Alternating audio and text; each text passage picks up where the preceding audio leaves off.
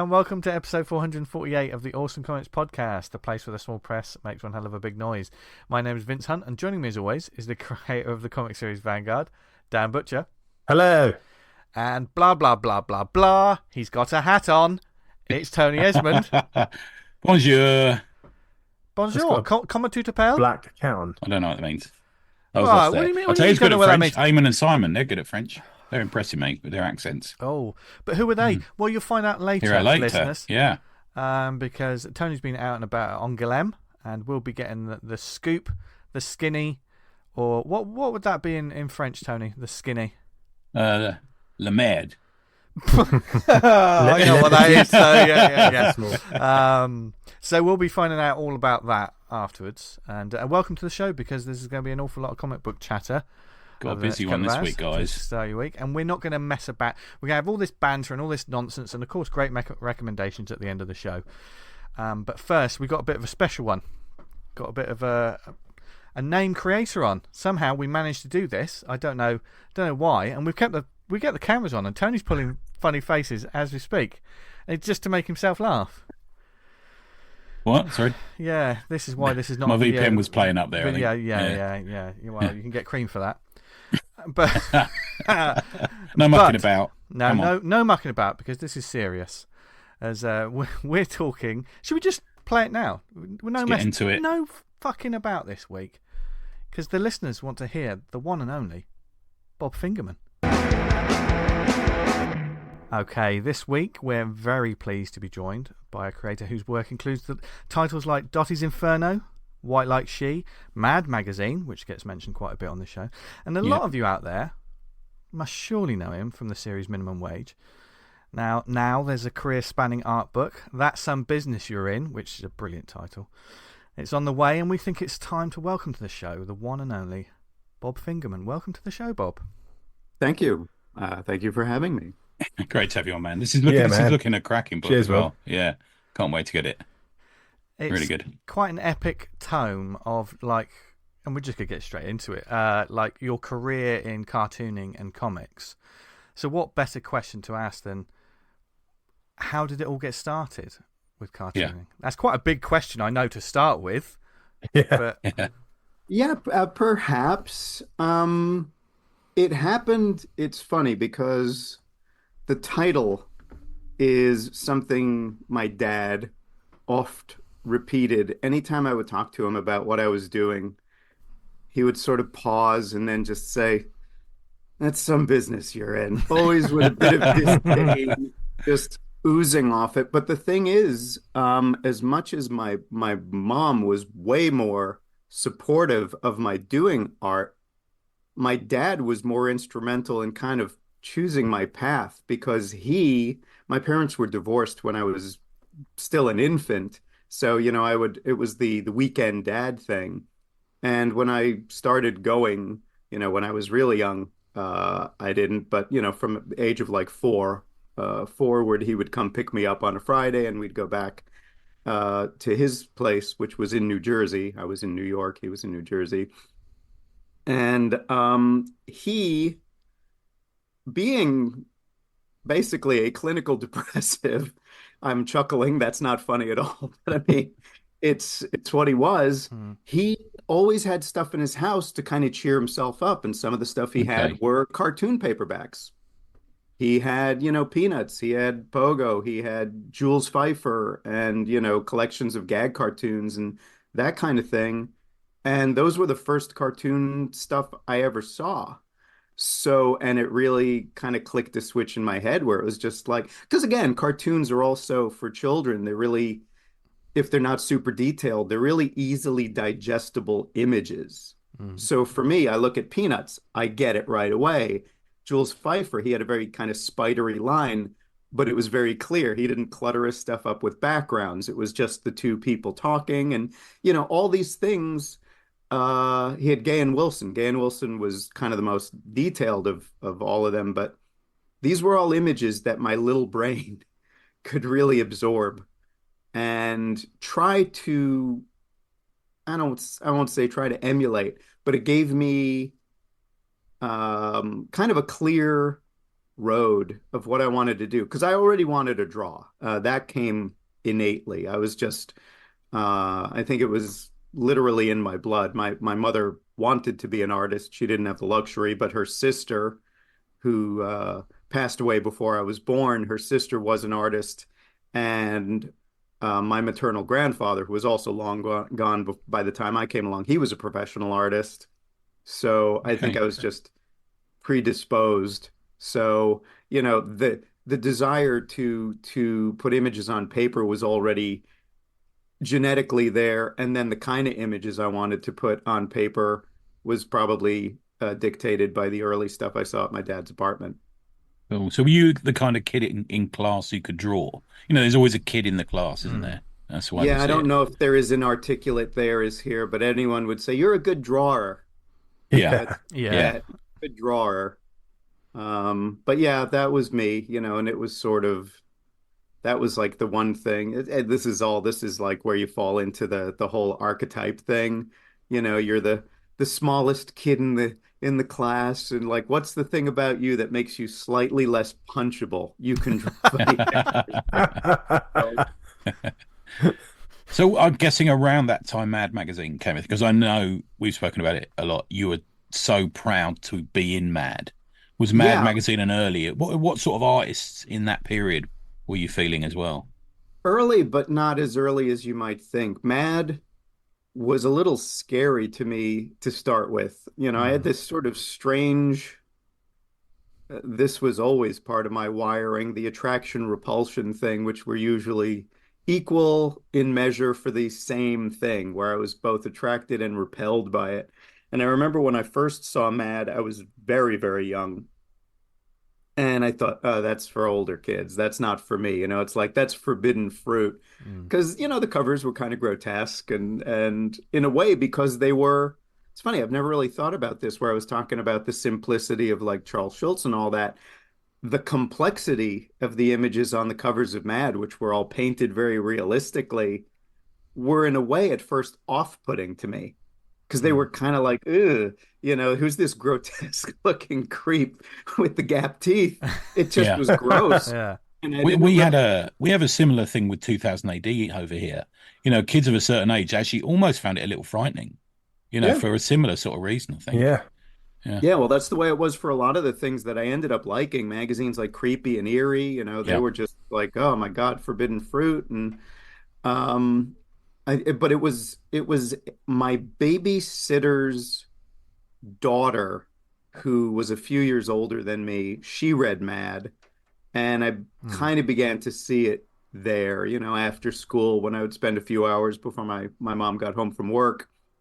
Um, and that's when I began to get tantalized by Mad because it was like, where you sort of gingerly lift the cover and kind of peek inside, and it's like, and then you see people like Sergio Aragonés and Don Martin, and again, the stuff that was more easily digestible, And and quick then and funny. Yeah, they were, weren't Yeah. they? Yeah. so they're As like the opposed to the sort of the gateway drug. adaptions. Yeah. Yeah, definitely. Yeah. And the little Sergio doodles were good for kids, I think, weren't they? Around the edges. Yeah. Oh yeah, and of course that instantly puts in your head, wait a minute, I can doodle on the edges of my notebook. I don't, my homework or whatever doesn't have to just be Yeah. all work and no play. I think when you're a kid as well, I had something where every bit of paper was like a sketch pad. Do you know what I mean? It drove my yeah. parents Mhm. like the beginning of a novel, like just some tatty tape paperback or something, and there was a blank page, so the stick man came out and like all of that. Kids see things in a different way, don't they, when they just need to create?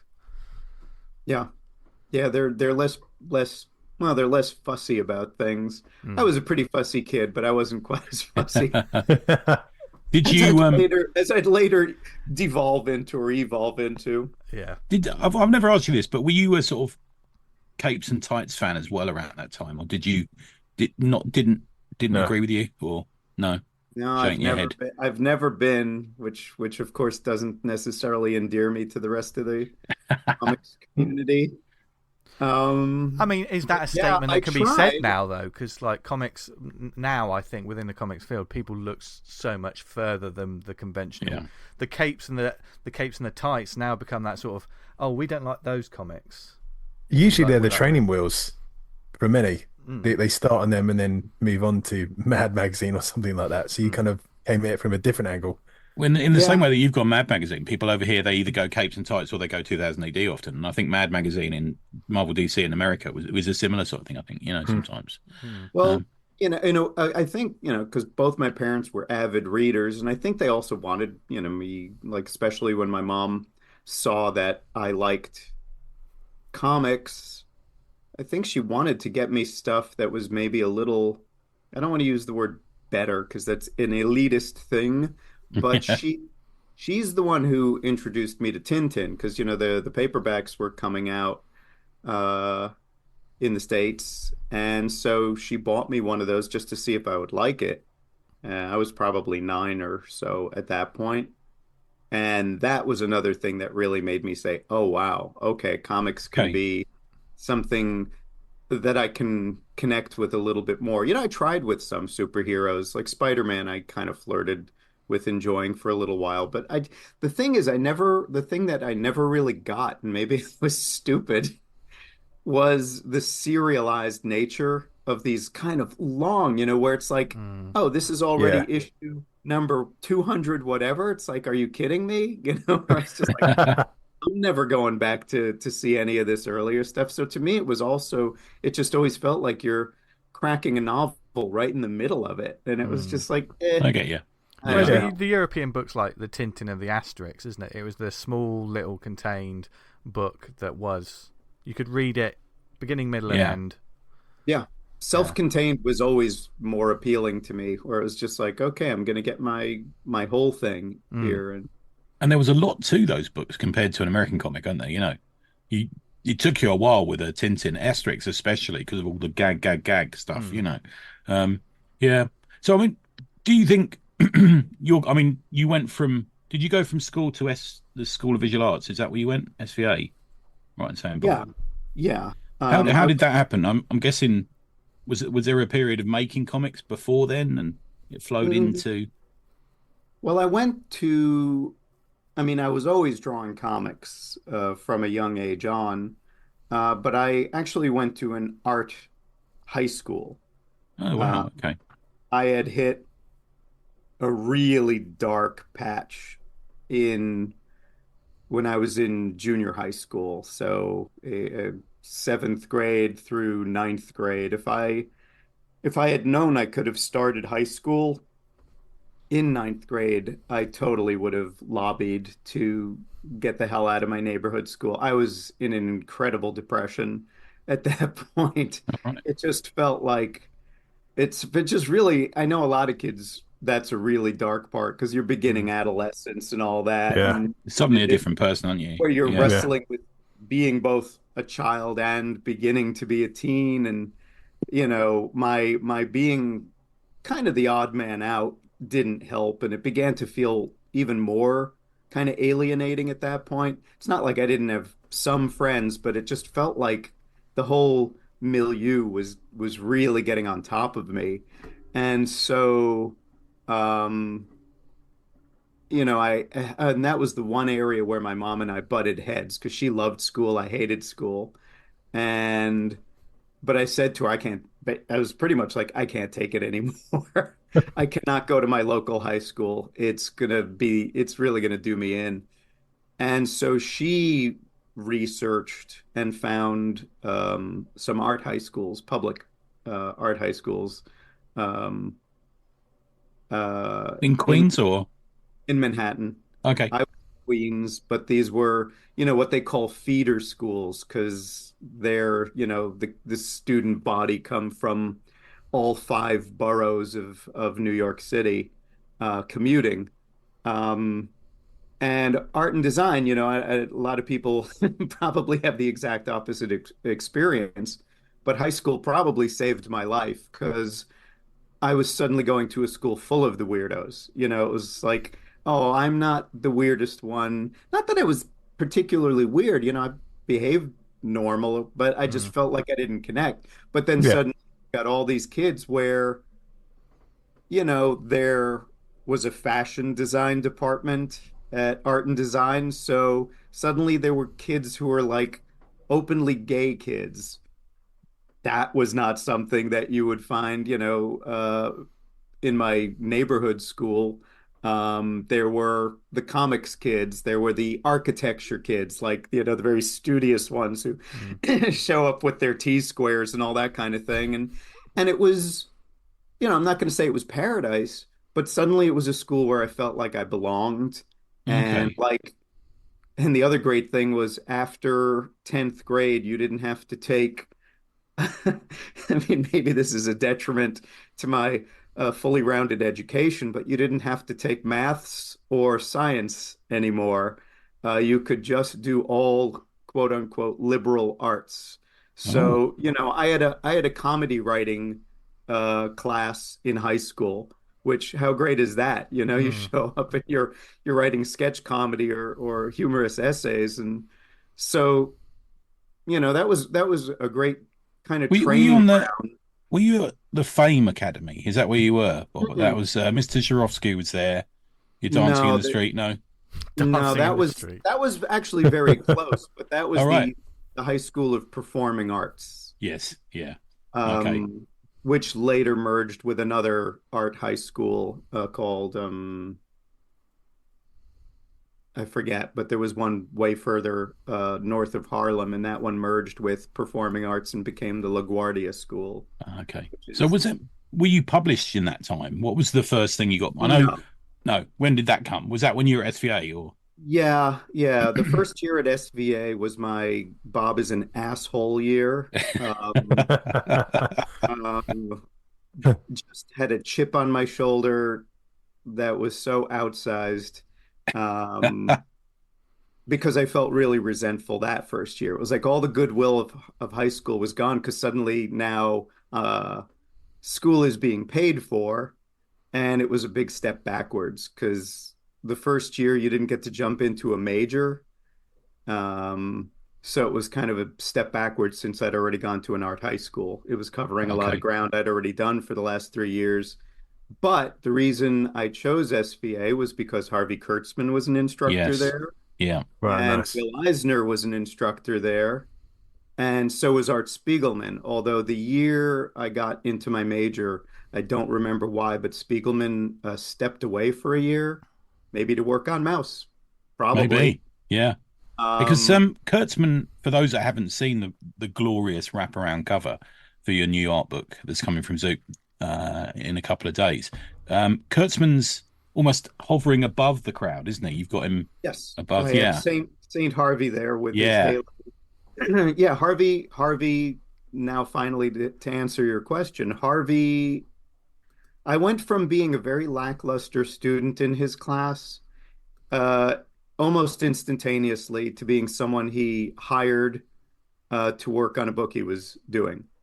Brilliant. Um, and that was an unexpected thing because the class he was teaching turned out to be not what I expected. I just signed up because it was Kurtzman, but he was teaching gag cartoons, like single panel gag cartoons, like Charles Adams would do. And I was like, why are you teaching this? To the best of my knowledge, I don't think he ever even did a single gag cartoon in his career. Okay. But that's what he was teaching. Because comics, again, cartooning, it was the cartooning major, um, wasn't as, for lack of a better word, respectable as it's become. So I think they really thought we only need one person to teach sequential, and that was Eisner. We Okay. don't need two teachers teaching sequential. So Kurtzman, because he was funny, was doing gag cartoons. And I had no interest in doing gag cartoons. I just wanted to learn from the master on how to sell a joke, Yeah. sequentially. Hmm. We, And we so we I was, will get back to Eisner, but how did it come to you getting published by Kurtzman, and what was it in? well, fortunately, he was nosy, which is, in this case was a good thing. Because the work I was doing for his class, I won't say it was lousy, but it was adequate. I was not distinguishing myself. But I went to use the bathroom, and when I came back, he was paging through my personal sketchbook, which is where the work that I actually cared about was. Mm. And he pulled me out of the classroom and 'cause he said, Fingerman, we need to talk. And he pulled me out into the hall, closed the door behind us. And he said to me, I didn't know you could draw. Christ. And it was like a gut punch because I felt like, wow, I didn't think I was doing work that was that bad. But basically, it went from him saying that to him saying, I'm putting together this book. How would you like to work for me?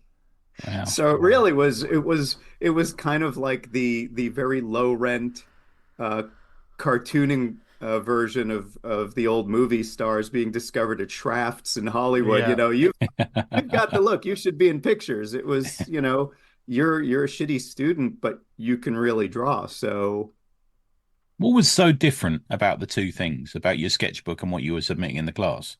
Was there something that was looser or freer, or you weren't scared to experiment, or what was it, do you think? it's funny because, in prepping this that some business you're in, I've been going deep into my archives, but the one thing I didn't crack were all my sketchbooks from that era. I've got them all in a Right. box. Nice. Now that you've asked that, I probably should actually look in there and see if I can find some of the stuff from that SVA year Yeah. sketchbook. What was it that made Harvey A light bulb go suddenly off. think Yeah. Yeah. this because I was literally the only student in his class who he chose for that, and he was kind of like, this is our secret, because suddenly Right. I was the chosen kid in that class, where he said, when we talk about the book, we're going to meet outside of the class, and don't tell the other students about this. This is our secret. And which also, of course, made it feel extra cool because Yeah. it was so cloak and dagger, which was, kind of had a little bit of intrigue about it. But yeah, I honestly I can't answer what was in Yeah. that sketchbook, but I'm sure it was stuff that I was really laboring over, and probably just had effort. Effort would Yeah. probably have been the number one thing. The stuff for his class had no effort. I get you. Yeah. So what was Eisner like when you were there? Eisner was very nice. I didn't connect as much with his class.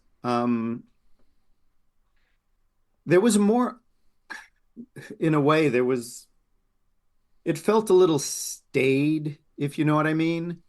Um, I'm not saying that he wasn't a good teacher, but he was definitely of a certain era. I remember once I showed him a thing I was working on, which was about these punk rock kids. It was kind of a romance humor comic with punk rock kids. And he didn't get that the girl was a girl because she didn't have traditional, like 1940s Veronica Lake hair. She had punk rock hair. And so, to his credit, even though she had fairly large breasts, but he was pointing at her, and he was not being judgmental. So you got to give him credit. He was an older guy, but he was saying, okay, so you've got this fella here, giving the other fella flowers. And Very progressive. Yeah. in that moment, I was just like, oh, this is, speaking of mad, this is like the lighter side of the generation gap, or it's just kind of like, Will, she's a girl. And it was kind of like, oh, but she wasn't a femme fatale. She wasn't a knockout, she was wearing Doc Martens or whatever. So Yeah. of course she had to be a Yeah. fella. Well, we have been talking quite a lot about breasts in your comic today. Yeah. That's been a Yeah. subject on our WhatsApp Yeah. group of talking about. So We from admire you, my friend. so from that sketchbook, you're off to the races, like working on like published works, etc. What was that like? It's almost like going from 0 to 60 Yeah. in like half a second. Yeah. Well, yeah, I mean, one thing I wish I'd kept, I've had this conversation with a few people lately. The one thing I do wish I kept was a diary or a journal, however you want to call it. Would have been great for filling in some Mm. gaps in my memory. Um, but I know it was kind of a three sort of a 3 point thing that really made me absolutely certain dropping out was the right thing to do. Cause I was working for Harvey on the sly. Then in Eisner's class, a former student of his, this guy Pete Friedrich, who turned out to be a very important friend and figure in my life. In fact, I just realized I didn't mention him in the book. I need to do that because it's actually kind of important stuff. He was part of this little collective of comics, people just starting out who self-published magazine format, black and white comics with full color covers. They had a little kind of publishing imprint called Look Mom Comics, and Pete was editing a thing called Pure Entertainment. And Pete basically would come to Eisner's class as a talent scout. He was, he had been a student. He'd come visit Will, say hi, and then he would kind of pace the room and look at the desks, see what people are working on. Uh, Again, see nosiness launches careers. Yeah. And he saw what I was up to. I think he might have even, I might be wrong. I'd have to ask Pete this. But he might have even asked Will, like who's doing interesting work in here. But at any rate, he and I struck up a conversation and a friendship. And so he also asked me to contribute to his magazine, which I did. And then the third thing was one of those extracurricular things that I was working on, not for Harvey, but while I was in Harvey's class, I did a full color, very rendered, 3-page. I hesitate to call it a parody, but my version of a parody, very, very puerile parody of the popular, hyper-violent Italian comic Ranxerox. Of course. Yeah. Yeah. And so I did this thing, Wanxerox, just for fun. And a friend of mine who, where was he from? Bristol. He was from Bristol. Okay. My friend Rob Hingley, who was also the front man of the ska band, The Toasters. He was basically a transplant from the original Forbidden Planet to be one of the people to run the New York version of it. Forbidden Planet, which was also hugely important to my development as a comic artist. And also that was kind of the nexus of my meeting other people who did comics professionally. That was sort of the place to go if you were into comics, especially comics that weren't the run of the mill, because they had a European section, they had a British comics section. That's where I did start seeing 2000 AD type stuff and really took to that. For all the capes and tights didn't do it for me, but when I saw 2000 AD, I was like, okay, I'm having that. Oh, nice. And they also had tons of French stuff, so I was able to get, the Humanoids books and the Glenat books and Delacourt and all that. It was like I was just spending every cent I didn't have on books there. And then because I was an artist and was my ethics were not quite as formed as they should be, I started doing a lot of barter there. I would do art. Everyone who worked there seemed to be in a band, so it was like, sure, I'll do flyers for your band, and then they would give me free merch. So, oh, nice. Because music's played a big part in your work for years, isn't it? You're always at gigs. I mean, the framed piece I've got that you kind of give me is a band. It's a massive part of not only music in the comics, but also the look of people. There's a certain punk leather aesthetic to a lot of people and stuff like that, isn't there? I think so. Yeah. I mean, it's again, it's part of the fabric of life, especially. I think for me, at least, it's diminished a little bit as I've gotten older. But when I was young, it was constantly music blaring. But podcasts at a certain point kind of replace music. Audible or something. We've all got old now, haven't we? Yeah. Certainly for artists, isn't it? Like, because there's the conversation in the room, isn't it? While you're working, it feels like you're inking and stuff. Yeah. It feels a bit less lonely. Yeah. Would you mind if we just rewound a bit to SVA? Because I do find it fascinating, that school, because it comes up so much in conversations about the history, the groundwork that was done in comics. Was there anyone in your class who sort of, I know, for example, David Mazzucchelli teaches there now, doesn't he, and all these sort of people. Was there anyone in your class or contemporaries who are now you're still in contact with and are working in comics or anything like that? All right, here's Are you Bob the making a asshole. face? Here we go. Bob the asshole part 2, chapter. That's the name of the episode, Sword. Okay, right. I'm okay with that. I was such part of it was being an elitist swine, and part of it was wanting. I just knew that I wanted to be as good as I possibly could be, and part of my game plan for that was I wanted to be friends with whoever I thought was the best in the class because it would make me up my game, because it would bring out that competitiveness. If I That's thought, okay, man. oh, Yeah. I'm the best in the class, if anything, it's not like I would have worked less hard, but I didn't want to be complacent. But if there were other students whose work I thought left me in the dust a little bit, I thought, oh, I have to work harder. I have to do better. I have to impress them. It was so there were a couple, but only a couple of students at SBA in the cartooning department whose work I was really impressed by. And fortunately, they both turned out to be really good guys. So it was like, and by the way, when I say good guys, when you're talking 1983, which is what this would have been, I don't even think there were any female students in the Okay. cartoon Wow. department. Right. And if there was, and I'm not remembering, apologies to whoever she was, but I'm saying that person, and if there was one, I think I would remember. Yeah. Because he would have stood out like a sore thumb. Yeah.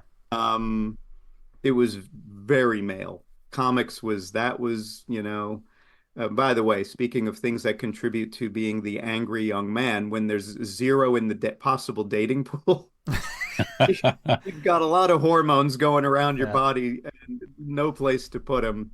It's just like, oh, this is horrible.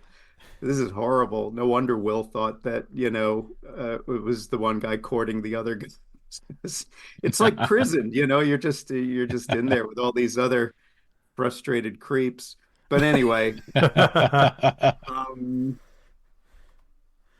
so this is where I say Bob the asshole.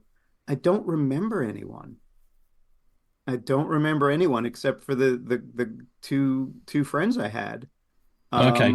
Because I really was just kind of like, yeah. Because also I've never been a kind of a group hang person. Generally, I generally when I hang out with people, it's one or two at a time because then you can have a kind of a rounded conversation. It's not a bunch of people that makes it more difficult to actually kind of connect to me. Yeah, dinner's better than a party sometimes, isn't it? To get into the conversation. I agree, man. Yeah, completely. Okay. Well, just it was an interesting area. The work and the projects were what took you in a certain direction, and if you're working on something that no one else can know about this, that's naturally leading you away from like the rest of the class, and you don't want to put people's nose out of joint, are you? As well. Yeah. So it got to the point where you were leaving. I mean, you were sort of, I guess, as an illustrator and as a comic maker and a cartoonist, you're kind of only as good as your next job, but you're also a self-creating industry. Sorry, mate, you put something else. Well, yeah. I just wanted to wrap up the sorry. Thing, because the Wanks thing is actually in a way the most consequential. Well, no, it's not the most. Kurtzman one is the most consequential, but the Wanks one was the most consequential in terms of me dropping out. Because I might have stayed because of the Kurtzman thing and maybe a little bit longer. I still don't think I ever would have graduated. But I did this parody of Ranks and showed it to my friend Rob, who I mentioned, who worked at Forbidden Planet. Rob knew Tonino Liberatore, the artist of Ranks. Wow. So he said, can you make color copies of this so I can send them to Tonino? I said, sure. So back in those days, getting color photocopies was a little more difficult and they looked pretty lousy, but I made a set. He sent them to Tonino. Tonino loved them. They made him laugh out loud. And he showed them to his editor, a guy named Farshid Baruka, who was a very big editor in the French comic scene. And Tonino at that time, I don't think this is speaking out of school, he was not delivering art as reliably as he had been for a while. So Farshid, in a way, saw an opportunity in me to kind of fill in the gap of people who wanted Ranks Rocks without it being Tonino by commissioning me to do a whole book of Wanks parody strips. And so at 19 years old, just on the cusp of 20, I'm getting a contract from a very notable French publisher to do a book. Wow. And at that Yeah. point, I'm like, Yeah. okay, I don't want to stay Yeah, in school I anymore. can see why now, man. I'm Yeah. out, Yeah. I mean, my head got very big, it's kind of like, oh, I only learned a term. This is a very Hollywood term, but I only learned this term about a year ago. But when somebody kind of turns their nose up at you, you're big timing them. And I'm sure I big timed some people with like, I'm out. It's like this, But- you hear like sports people like, well, you can get signed by the big team now, or you can stay at school, but you might not get that opportunity again. Yeah. It's almost like that, isn't it? Taking a chance. Yeah. And it didn't, Yeah. it didn't pan out the way I thought it would. The book never came to completion because I think I did either 5 or 6 of these like little 4-page type strips. But working internationally in 1984 was a nightmare. Yeah. Getting paid was a nightmare. Everything back in those days, of course, you'll remember long distance phone calls were Yeah. prohibitively expensive. You literally talk for, 10 minutes and your bill's like $60 or something. So it ended up becoming kind of a nightmare. The strips were supposed to have been done for the French magazine L'Echo des Savants. The first one ran in one of those when they decided to make that magazine a weekly instead of a monthly and do it almost more tabloid size. But then that was the only one that ran in that magazine. And then it started just kind of trying to find a home for it in these other French comic magazines that were very adult because it was filthy. So it just ended up getting dragged on for years. And at that point, I had lost all interest in it and would, moved on to other things. So, there's no book of it, which is both too bad and also kind of good because really they are. Looking at those strips again, it was like, wow, these are gnarly. It's funny though, and I'm on the fence about putting it in That's Some Business You're In, because there was one panel that Tonino didn't like the way I drew it, and he ended up redrawing it himself and gluing it over mine. And it's a great drawing because it's Tonino. Tonino, as talented as debatably I was at that young age, I was not a patch on how brilliant he was. So to have this drawing glued over mine, I kind of want to put it in the book, but it is so outrageously pornographic that I don't know. I'm torn. Maybe that becomes one of those stretch goal extras, for people. Yeah. Good shout. You'd meet that goal. To the book, you get to look behind the curtain because it's just a close up of Wanks erect dick knocking the top of the head off of We've all been there. of a female version of him. It's an amazing drawing. Well, Rolls. So, if that doesn't tantalize people, I don't know what will. Well, I know we've only got you for a certain amount of time, Bob, so I want to roll my sleeves up here and talk a little bit about, as you well know, I think I told you this, when I retired, my boss, you got a mention in my leaving speech because we'd been out to dinner. Do you remember? And he'd learned, I think you told him that you worked for a magazine called Screw. Is that right? God, yeah. So you do dabble in, I suppose, erotic with a small e, I'm going to say. There's a comedic quality to it, isn't there? And I think it's not erotic with a small e, it's filth with a capital F. So how did you find your way into that one? I know I mean, I know minimum wage isn't literally you, but there's certain parallels and things happen in that where you have this magazine guy, you go and work for him and you discuss it, and then there's the woman you work for as well, isn't there? How did that all start? How did you get into that? Was that off the back of the foreign work? No, well, again, this is where, because at a certain point, I was cutting my teeth, just to go back to influences. Heavy metal debuted, the magazine, and that was everything to me. And there was such freedom in the work, and there was, very sexually frank, shall we say, seeing Corbin Yeah. and Den, and you've got all this stuff going on, and all the French people, and then seeing underground comics once I finally kind of dove in. And I was probably a bit too young. I was starting reading those when I was still in junior high. I had that one cooler friend who, the cool friend who's onto the stuff that you don't know about. And he This is all showed me underground. crumb and everything like that, I'm guessing, was it? Oh Yeah. yeah, Yeah. yeah. I remember being in the one art class in junior high. He and I would sit at the kind of the outcast table, and under the table he would show me like Snatch and Zap and all these things that I was definitely shouldn't have been looking at, but they did let me. These are all the things that kind of let me know comics don't need to stay in one lane. They can, Mm. Yeah. they can be whatever, and you can do whatever you want. You can be as adult as you want. You could be as stupid or smart or this or that. These are things where when you're a kid, you don't know. It's like, can you do this? Is it permitted? Or so when I was working for Cracked magazine, which was the, low rent knockoff of Mad, which is the first regular gig I had, was working for Cracked for several years, which was good because it really got my work habits really shaped up. But there's something about doing work that has to be G-rated that in my brain made me say, I must do the most antisocial filth in my personal time. So, In already. art wise, we're Yeah, talking art-wise here, in Bob. comics. Yeah. Oh, Yeah. yeah. No, I wasn't. Yeah, I'm glad you made that distinction. No, I've always been a pretty white bread, button down kind of person in real life, but on paper, you get it all out of your system.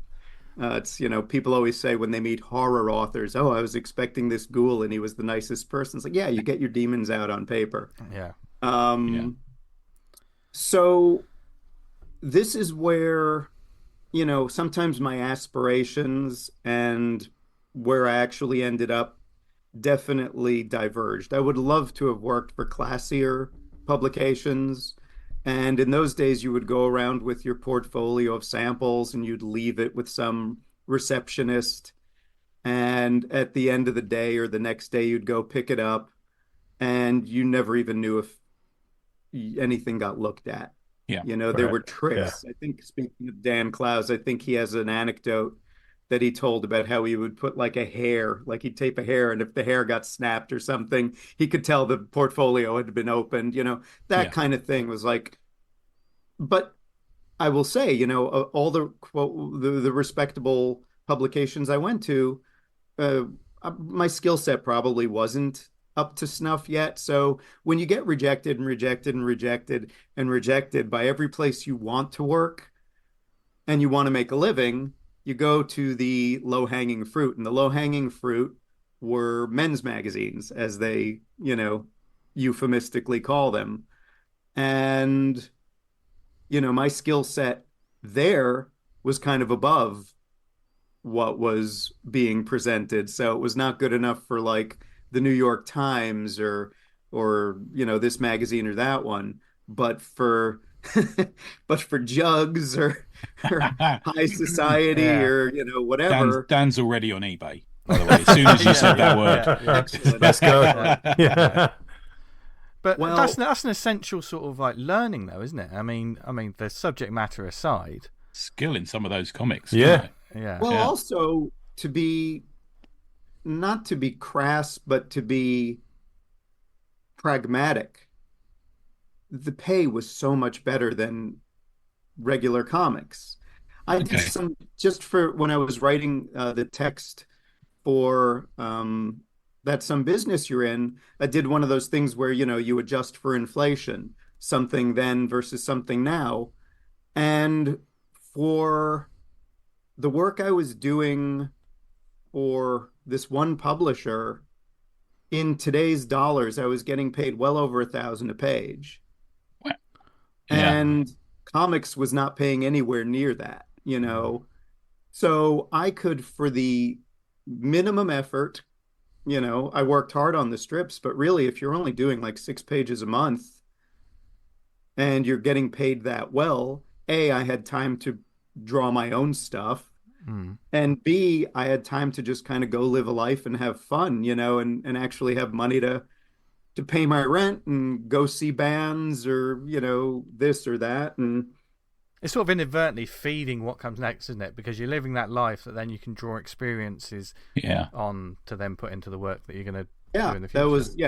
I was living all that life before I had any aspirations of doing anything even remotely autobiographical, whether it's, fictionalized or not. But yeah, you got to live your life. It That's the makes the other work thing. richer, doesn't it? That's what we talk about a lot. You got to have had a life to write about a life. Well, Yeah. that's the thing, there are people who become, I forget who it was. There was some comic person I knew who referred to himself as an art monk. And I thought, I don't admire that. It's like, really, because but by his own admission, it was like he would sit in his room and he'd work and go to sleep and work and go to sleep. And it's like, don't you do anything? Like, do you go out and not really? Okay. Yeah. You But gotta go out there and do some, Yeah. I mean, you Do know? some living. we love minimum wage, man. I mean, I love it. It's my favorite comic. It's so good. Is that what started Thank around you. that time? So the experiences from your life and your dating life and your relationship and your sort of crazy friends.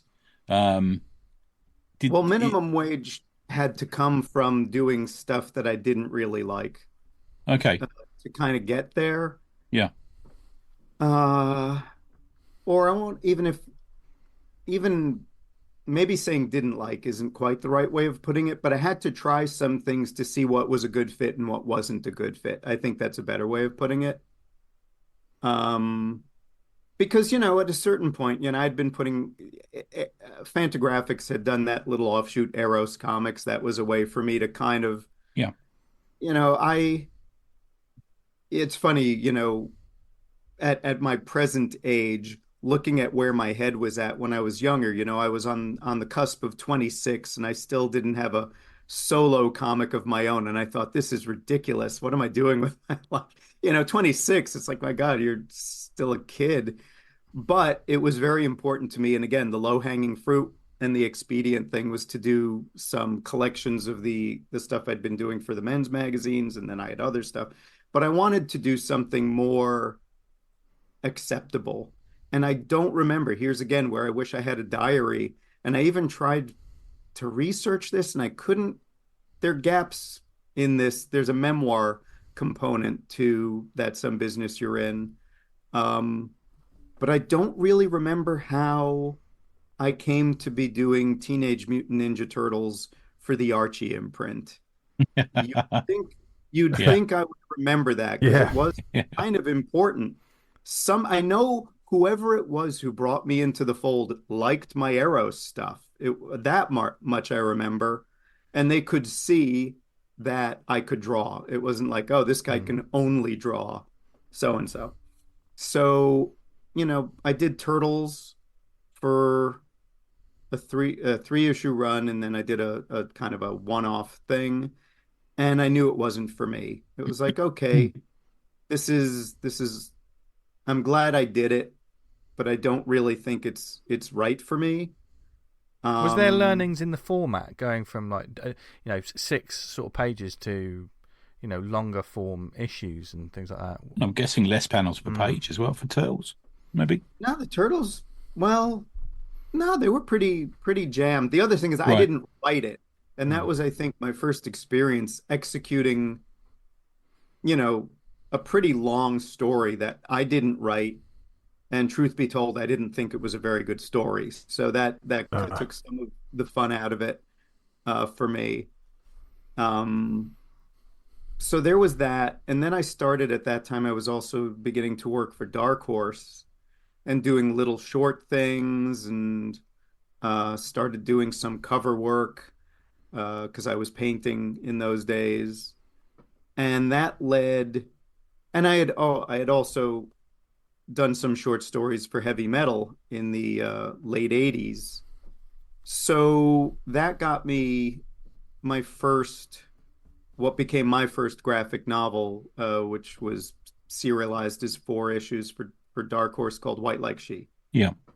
Yeah. And That's great. again, it was a great experience, but I learned how I didn't want to work. It was like I was trying to do something very different than I normally did. I ended up becoming very photo reference reliant on that one. And like all the principal characters were modeled by real people. And I was doing this inking technique that was very, very kind of rigid. And so when I was done with that, I thought, oh, I never want to do that again. And that's where minimum wage came from. Okay. Minimum wage was I was just about to turn 30 and I thought I want to enjoy doing comics. hmm. Like I've kind of reached a point where I'm doing them, but I don't enjoy doing them. Mm. And I thought, what can I do that I'll enjoy, that will be meaningful in some way? Because I also thought everything I've done is superficial, maybe. Well, I mean, all the sex comic stuff was pretty superficial, but White Like She, if anything, got on its soapbox a little too much. And I thought, I just want to do something I can connect with. And I remembered something. It was these are the things that live in your head that end up becoming motivational speaking without it being intended as motivational Mm. speaking. My first wife, uh, when I was working for heavy metal and doing all that kind of stuff, she really wanted to put me in my place. She was frustrated with me. She had quite a temper. Um, and she said, all your work, basically the superficial thing, she's like, all your work is just escapist shit. And she's like, real artists put themselves into their work, yeah. And it was, so that lived in my head for a number of years. And so when I was at this kind of crossroads, I thought, she's right. Okay. I'm gonna do something. But I was like, I didn't want to do pure autobiography Mm. because then you can't massage the story to make it either a little better or you can't omit things. It was like, what can I do that feels true that but isn't 100% true? And that was minimum wage. So, the stuff in it that probably feels the realist probably is the realist. I mean, Right. there's some things in there that, especially in when I brought it back in the Image run, there's stuff in there that's 100% fiction. But I think by that point, my writing skills had gotten good Mm. enough that it felt real. Because I Mm. know people said to me, who I knew very well, said, I didn't know you did this or this. And I said, I didn't. And they were like, oh, Right. good job. Yeah. So, Yeah. okay. And we, So, yeah. Well, we'll have to be careful as to asking you which is real and Yeah. which is not at this Yeah, point, I yeah. guess. But Well, I mean, yeah. one thing I will ask, because we're process junkies on here, and we always like to ask creators how their work is. And of course, you're writing for yourself and drawing for yourself.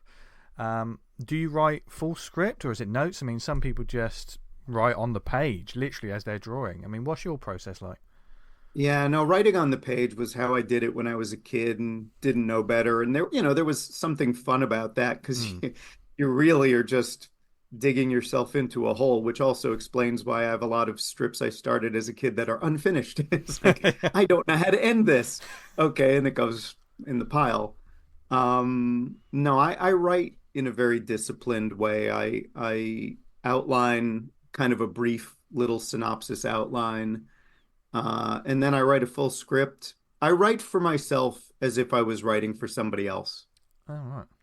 Very detailed panel Okay. descriptions, Because among other Okay. things, I don't rely on me remembering when I get to the point where I'm executing the art, all the little details that I'm going to need. So I do the very detailed script, then I do a little, very simple thumbnail sketches of the pages just to kind of work out the visual Hmm. flow and also give me a little bit of an idea of where the dialogue placements are going to be. Because as all of you would know, I have a tendency to write a lot of dialogue, Well, what maybe you too do write is you much. write a lot of back and forth between characters, don't you? Yeah. Which it works lovely, but you do include lots of layered balloons and stuff like that, don't you? You know, Yeah, yeah. If I were to critique myself, and I think I'm getting better at it, but I might overwrite. seems pretty naturalistic to me, man. I got to Hmm. tell you, yeah. I Um, hope so. Yeah, we do feel that of everyone in the room, it was probably would be Dan who would ring you and fart down the phone, though. So that is, Hoping not suffering the same accident. Maybe not shit on the You've got to bed. read the book, Yeah. everyone. You've got to read the book. But Unfortunately, that's not made up. oh, amazing, amazing. But to the book itself, like you said, you mentioned it's almost become a sort of memoir in some kind of ways. What kind of process has it been like to look on like your career as cartoonist and comics, and like I say, you must be rediscovering things, and and as a novelist, we haven't even touched on the novels you've written as well, man. There's a lot going on there. Yeah, well, try for a lot of things and, see what sticks, what doesn't stick. yeah, Um, when you say memoir, do you mean the The book art I'm book. the art, preparing, Yeah. or do the you art mean book, kind of yeah, mix? yeah. Because I I was mean, gonna yeah, say, just the art book, yeah, yeah. Because it must be sort of fascinating. Like, what made you decide like to do a sort of retrospective of your career and everything you've done Because so far? behind the scenes, when we were chatting to Zoop, God, it's about a year ago now. Mm. I think one of us said, "Oh, have you ever spoken to Bob if you're out that way?" And they went, "Yeah, we have. Can't say any more." So I know it's been sort of bubbling away for a while, isn't it? How did they come to you first, or did you go to them, or? I approached them because my friend Dan Panosian Ah, okay. uh, was doing something with them, and I was very interested in the idea of what on the surface is a very traditional publisher, but that's doing crowdfunding to, you know, do their books. So because I knew I wanted to do this, as you're facing these kind of milestones, 40 years working professionally, that's a pretty big That's milestone. amazing. And the thing that's, my little haha funny joke was, it's like, well, I started when I was 2, but I'm also going to turn 60 this year, which is Wow. shocking to me. It's like, how did that happen? Mm. Um, I'm not going to say the cliches, there's always these cliches of people when they're going to reach certain ages where I still feel like a kid. I don't feel like a kid, but I also don't feel like what, traditionally I think the number 60 Yeah, is supposed Mm. to be, I'm you almost know. there myself, and I feel exactly the same way. Yeah, there's still And a bit of yeah, Peter Pan going on here somewhere. yeah. Well, Val and I talk about this where it's like there is something to be said for, in a way, when you kind of get to indulge being immature and liking things that, society tells you maybe you're not supposed to like after a certain age. It does kind of keep you young in a way. It keeps Mm. you a little bit nimble because among other things, you want to keep up with current trends. There is traditionally a tendency to atrophy at a certain age where you check out. You're like, I don't like anything new. I only like, and you're always backwards facing instead of forward facing. Yeah, Tony, he's And I talking. think He's talking directly to you, Tony. Just gonna let You've you know. made him say this, haven't you, about me? This is definitely This is an intervention, basically. Yeah. But the thing is, it's like if you're going to do stuff that feels relevant, you have to be kind of plugged into the world around you, and Mm. you pick and choose because the truth is, I don't like, I particularly don't like false nostalgia of how everything always used to be so great. Everything's always every era of every since man began, there's been good stuff and bad stuff. It's just the way it is. There's Yeah. amazing stuff now, and there's stuff that's beyond belief how bad it is. But, if you pick and choose, there's always really cool stuff going on. So, turning this age, I think it's only going to really, the numbers only really going to matter if I, become, the classic Abe Simpson old man yells at cloud. I don't want that to happen. I don't think it has to happen. But to go back to your question about the memoir angle,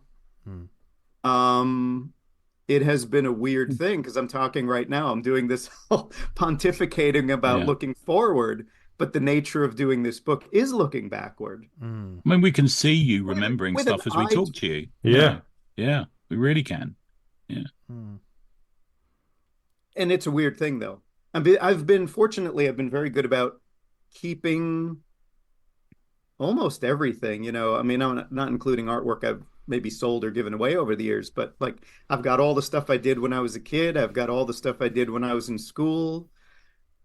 And I'm confronting things because again, when as much water has flowed under the bridge as it has, I'm finding things I don't even remember having done, where mainly student era stuff, once it became, but even there's jobs, especially when it's jobs you're not particularly engaged by. I'm finding things that I did where I'm like, I guess I did this. It looks like I did it, but I don't remember it. There's a certain element. People say like food is your memories are sort of aligned to that. I find, and you must have had this so much with what you've been doing, is looking through an old sketchbook or an old like piece of art, and all of a sudden, just even if it's not, you don't remember where it's come from. There's an emotional attachment sometimes that comes with like seeing a piece of art. Isn't there? Have there been any moments where, you've just been, I mean, just smiled uncontrollably? Like say, We've written a little account of something that's happened, or. I don't know about the smiling uncontrollably. What about the, I just wanted to picture it. What about the internal cringing? Is there any moments you thought, yeah, I'm the same, man. I'm the same. That's more like it. In fact, when I was talking with the guys at Zoop, I said, I don't know if I want these to be in print because I'd really like this book to be something I enjoy. But I said, as one of the stretch goals, I would offer a PDF called The Cringe Gallery, which would be all the stuff where, as I was looking at it, I was just like, oh my God, this is so awful. I'm willing to kind of expose my soft white underbelly, but maybe not in the book. Unless that's like one of those sealed sections. You have to peel the edge off to look in it. It's it's out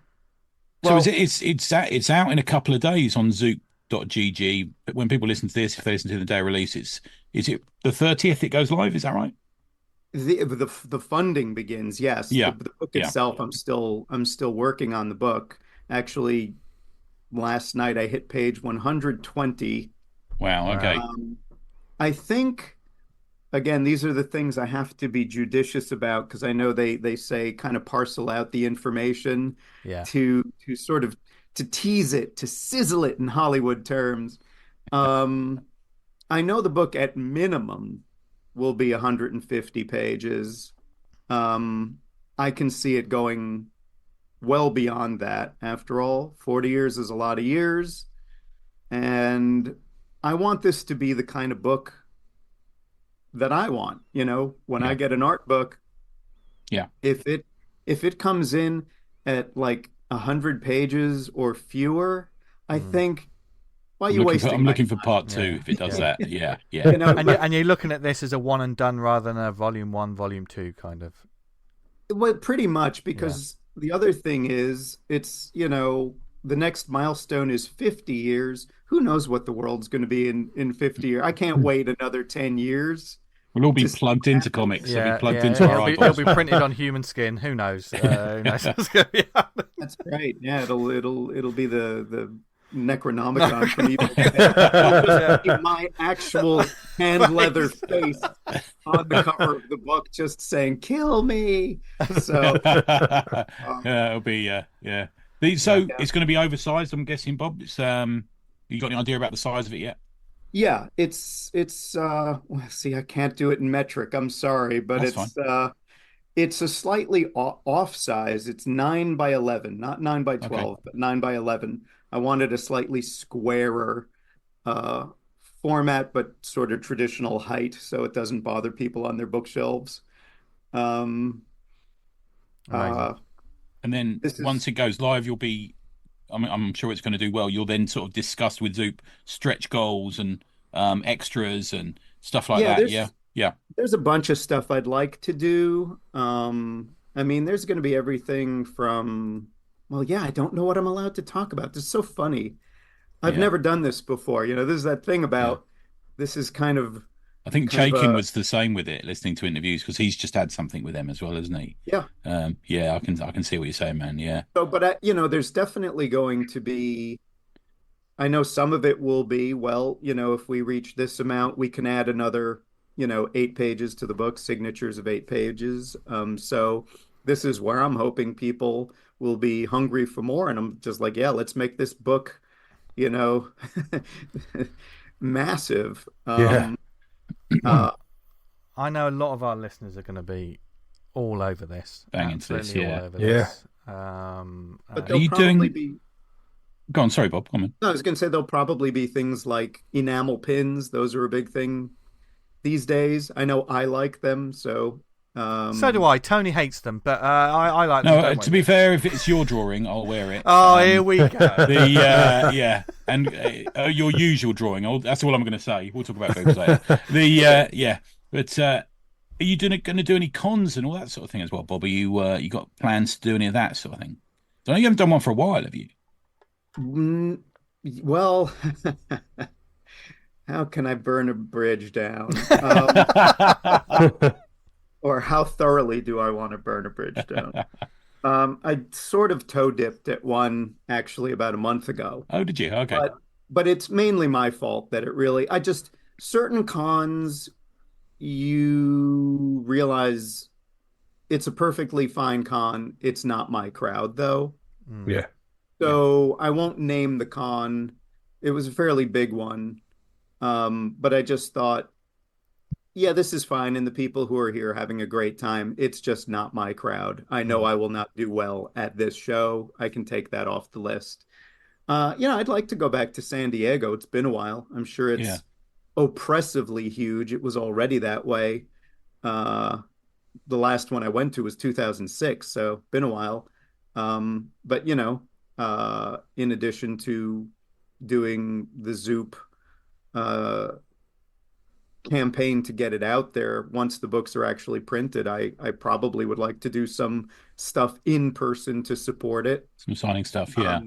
I still, hey, I live in hope that someday a UK con will Well, invite we me keep telling them. We the keep easiest mentioning way. your name. Yeah. I mean, I can see somewhere like the Lakes or Thought Bubble loving to have you along, man. And we keep mentioning it to them. Yeah. I'm doing Heroes in June. That's your Mm. crowd, I'd say. You'd like that. I know it's sort of the other side of the country for you, but yeah, it's pretty sweet crowd, and maybe Baltimore as well. I'm guessing. Yeah, Both. there's definitely some East Coast ones that I'd like to visit again, but it's cost prohibitive to Yeah. go to something like Mocha or SPX or things like that. The one that I don't even know if they still do it, but it's funny. I'm so sometimes not very plugged into my own business. But one of the best ones I ever went to was Ape in San Yeah. Francisco, the Yeah. Alternative Press Expo. The one that I went to was great. Um, it was also the only Comic Con I've ever been to where you had fresh sea air the whole day because it was in a decommissioned naval base. So they had Right. all the doors open, so you just had this fresh air coming in off the San Francisco Bay. It was like, oh, this is great. Fresh air at a comic convention. Bloody It hell. was Yeah. What a world. Yeah. You need those foreign rights, so we need you at Angoulême and Lucca as well. They're the two. Get out. They love it, man. The amount of art books this year at Angoulême's really gone through the roof because they have an art book for every exhibition. but not just every current one. They've got one for every past exhibition. There's shelves of them. Oh, Lovely that's right. stuff. Yeah. The only two that I have are the Corbin one and the Wallace Wood. And Okay. Yeah. beautiful. Yeah. Yeah, they really know how to do it. I mean, Macron came down and opened the Wallywood exhibition. It's incredible. Talk about loving comics out there. Amazing. Yeah. Mm-hmm. Yeah. Yeah. The Druillet one is nice as well, I have to say. Yeah, incredible stuff. Yeah. I might have to make an international order. I didn't know they did it. Yeah. Well, while he's spending all his money on postage. When I was a kid, I'm going to go back for one more second to childhood. No, please do. Sure, yeah. Another pivotal place in my development, there was a teeny tiny little shop called Little Nemo in Queens, walking distance about a mile from where I grew up. And this shop was one of those, it almost feels like a dream because, he, among other things, it's always great when you have somebody who's a bit counterculture, because he sold me underground comics when, when I was 14, I looked 10. I mean, I was just this tiny, tiny little kid, but he was selling me Slow Death and Mr. Natural and all that because he could tell, he felt like there was a fever where I wasn't getting these for prurient reasons or not prurient alone. It was like, he knew I had that passion, but he had this flat file and he had some original Druyets. Oh, wow. Okay. And so seeing those as a kid, because Druyet, his artwork, enormous. Massive. Yeah. Yeah. And so the owner of this shop, a guy named Joe Parente, he said, "Hey kid, let me show you something cool." Because I was also buying back issues of heavy metal. I was backfilling my collection. And he pulled out these like Lone Sloan pages or whatever, and they were like 3 feet high and mind blowing. That again is the kind of stuff where you're a kid and you just see it and say, "Oh my God, this is incredible." So yeah. Still drawing as well, I think. Still active. Yeah. Oh yeah, and he's still got all the all those rings. He puts Alan Moore to shame, doesn't he? Yeah. He's got more metal on his hand than Lemmy did. I mean, it's like, well, from Little Nemo's to a book about talking about 40 years. We've all signed up, man. Cartooning and comics, and we can't wait for it. So stay tuned to Zoop, folks, for this. Watch our channels because we'll stick it out as soon as it comes out. Yeah, it's already in the Slack for a sign up. Yeah. People want to go on there and sign up.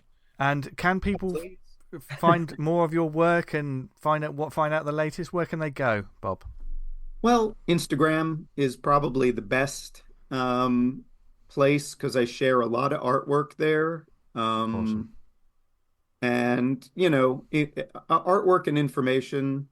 Instagram is probably the best place. Yeah, some great stuff on there, man. I love watching your stuff on Instagram. Yeah, and you can see the cover for the new book on there. Parts of it, I'm teasing it. Okay, right. By chunk. Yes. He's been teasing this whole time, and I feel like we could talk for another 5 hours about your life. Yeah, man. But it's almost like this is your life. We've kept you longer than we said. Yeah. Yes. Yeah. So thank you very much, Bob. Check out the book, everyone.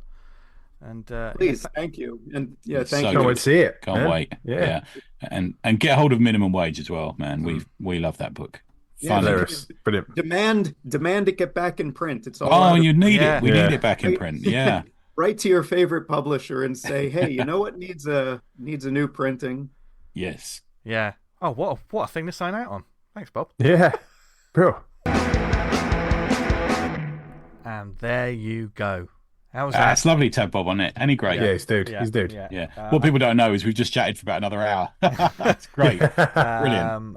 And we have only we say this all the time, but it's only the tip of the iceberg. And some that's the thing we're talking to someone about who's done a retrospective book of their 40-year career.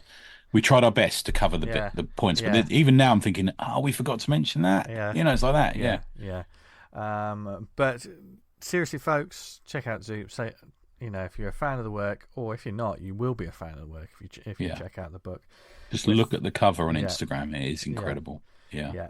And stay tuned because he's a busy man, so you never know what's going to be happening over the next couple of years with Bob Fingerman. But onwards with the rest of the show. Now we've got a quick shout out section. Tony, do you have any shout outs?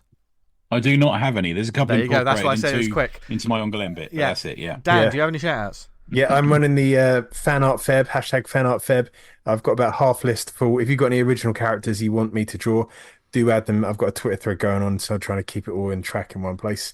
Vanguard issue 22, that's starting on Wednesday. I've done all the kind of previous pages, so now we're going on to the artwork, the actual pages. We got Lawless 2024, 25th and 26th of May, Doubletree by Hilton Hotel Bristol. Massive guest list, lawlesscomiccon.co.uk. Go check that one out. Nice. And I've just got a quick shout out. I just want Joseph Simons. I saw him at the weekend. Oh yeah. It made me feel a little bit like a rock star when I walked You into the sent shop. this. I've just been recognised in a shop. Yeah. Yeah. And what did I say? I think this is what Taylor Swift feels like. Yeah. So I've never felt closer to Taylor Dan Swift. said something we can't He repeat. said something that can't be repeated. But I'll say it if you want. I said I want to experience what Taylor Swift feels like. So there we are. That was a sexist gag there. Yeah, a little bit of a sexist joke there. And for the record, me and Tony tried to save his reputation. Cancelled. But formally now. Dan has set fire to it. So there you go. But before we get on to the recommendations, Tony has just got back from his. Is this going to be yearly now? Is this going to be a pilgrimage, Tony? Well, this was my fourth. Was it my fourth? I think third or fourth. Can't remember. Yeah, it does feel that way at the moment. I do go along, and there's the traditional Thursday meal. You know, there's all these sort of things going on. We always go to the Indian restaurant the first night. You know, there's all this sort of thing going on with it now. But yeah. So what I thought I'd put together, guys, I'm not going to do. I met this person. I did this person. I saw this. You know, I'm going to. What I thought. There's a lot of interest. Bearing in mind, there's a few people off the Slack who are there this year. So big shout out to Eamon Clark from Mega City. Listen out next Sunday. I've done like a little retrospective with him of some other stuff from the festival. Simon Russell was there. He was my buddy for the day. We wandered around, did some shopping, spent far too much. Foul P and Jordan Barry Brown were there as well, and who I hung out as well. And so there's people from our little UK based, I suppose, community who have started going out there. And I know. Like Rob Harding was saying to me, well, you know, I might go out. I thought I'd give some tips for people who are traveling out. Yeah. And I thought maybe as I go along, if there's any questions you want to ask about things I've missed, maybe we can just do that. So I'm going to do it from the point of view of traveling from a London place, but you basically Eurostar. So do the Eurostar. It's fairly straightforward. It's a good couple of hours, and you're into the centre of Paris. Get out. So you go straight into Paris, Gare du Nord, and then this is very specific. So if anyone wants to go next year, write this down because it'll help. You get out at Gare du Nord and you go underneath the station, 2 floors down. You get to where the underground is, the metro, and you get a ticket and you take line 4 to Paris Montparnasse. I didn't realise this was going to be a step-by-step travel fucking document. Just because the thing is, like, fortunately, I'm with Sam from NoBrow. So I travelled out with Sam Arthurs and Neve Jones from NoBrow, who were great company. We laughed. In fact, at one point we got told off on the train for laughing too loudly. So Sam knows, you know, he's like off like a long dog this way. But I was very conscious of the fact that if I ever have to do it on my own, I need to know the way to do it. And I think it is extremely straightforward if you do it properly. So if you do it like this, do not get a cab. It will take you longer. It's like 12 stops on the tube, but the stops there are they're a lot smaller distances between them than there are on the London tube. Okay. Beware of pickpockets on the tube. I've literally had to push people off me in the tube, trying to get their hands in their pockets. Okay. They do that sort of fake crowd round you kind of thing. Yeah, that was shit. So just be careful of that. Always book in advance French trains as well. So you get on at Montparnasse and you go to Angoulême. It's about 2 hours. And it's a double-decker train. You get to go on the top of I always go at the back of the bus because you get a longer ride for your money. So get on the train. You can see across the... it's a really fast service. If there's more than 2 of you going, you can get something called family seats, which is 2 seats opposite 2 seats. And it's quite a social. They got a bar on there. They got a cafe on there. Brilliant. They beat our trains down. You know, really good. This is something that people ask me a lot about: festival passes. I fortunately get a pass through NoBrow, but everyone was saying, when are they on sale? When are they on sale? And they don't, like American UK conventions, they don't go on sale until a couple of months before the event. so you don't get to order them till then. So don't panic if you're wanting to go and you've booked somewhere. They do go on sale. It's just a bit later than normal. And I think I'm right in saying if you've got just a normal punter festival pass, you have to go to the Hotel de Ville, which is kind of the town hall for Angoulême, and you'll get it there. Accommodation. There is one hotel. There's a Mercure Hotel in the centre of Angoulême, but it's booked out straight away by the publishers. Yeah, it's also the venue for the Thursday night Casterman banquet. So there are, if you look on Booking.com, there are other hotels, but to me they look a bit like Bale hostels. You know, they look pretty shitty. They're up around the Pretty train rough. station. Yeah. So your answer is Airbnb, which is an interesting one because Angoulême, long before the Airbnb app or system, the families of Angoulême would open their doors to people visiting the convention. So it's a city or it's a town that is suited to the sort of the way that Airbnb works. I will also say, watch out for scammers. I spotted one that was booking, trying to get people to book on both Booking.com and Airbnb. Blurry photographs, only insisting on taking cash on the day. Looked pretty dodge, to be fair. So do use some common sense when you're booking stuff there. The festival runs Thursday to Sunday. There's not much open on the Wednesday, but if you go a day early, I'd recommend it. Firstly, you get a decent seat in a restaurant, and also you get to go to the Museum de Papier, which is their comic museum. Now, have you ever been to the Cartoon Museum, you two guys? Yes. I have not, but I know a lot of Right. our listeners. Yeah, it's about 1,000 times larger than that. Okay. Yeah, Wow. maybe 100 times, but it's absolutely brilliant. I mean, the Hergé, Eisner, Zugay, you know, or everyone you can possibly think of, it's got art from. And then it usually has sort of specialized, pardon me, sort of specialized exhibitions. Well, I remember they had a Hilda one, which was done out like the landscape of Hilda and stuff like that. It's an amazing museum. So go and do that. And you can get in early to that one. Some of the exhibitions you'll see on the website, the BD Angoulême website, Mon Destiné website, that there's usually about 10 exhibitions, at least official ones. Now you won't be able to get into a lot of them until the afternoon of the Thursday, and by the time it opens, there's a massive queue to get in. So just be careful about picking your times to go to them. I think I did one of them on the Friday morning last year, and even at 9:30 there was a massive queue to get in. And that's some of those exhibitions are in the Museum de Angoulême, which is also doubles up as the Natural History Museum. So you walk in, there's loads of dinosaur bones and stuff. So you have to go upstairs to find these exhibitions. But you'll find that there's a lot of pop-up places. So there's an awful lot of pop-up, what I refer to as like a comic mart shop. And you go in them and there'll be old albums, old copies of Lestrange, some plastic figures, you know, stuff like that. And a couple of them had little signing decks upstairs. One that we went in had a load of artists upstairs. There's a shop that's the equivalent of John Lewis, and there's a dude sketching and drawing in books at the front of it. You know, everywhere sells comics. That's the best thing about it. There's a number of different tents. The tents are themed. So you've got what I would call more like the Reed Pop tent, which is all the big publishers, so Casterman, Soleil, Lombard, all these people. That's like a massive deal, probably the biggest tent. Then you've got what I would that's the something de Bill. And then you've got another tent which is almost like the Fantagraphics tent. So you go in and do you know what I mean by that? That sort of style comic.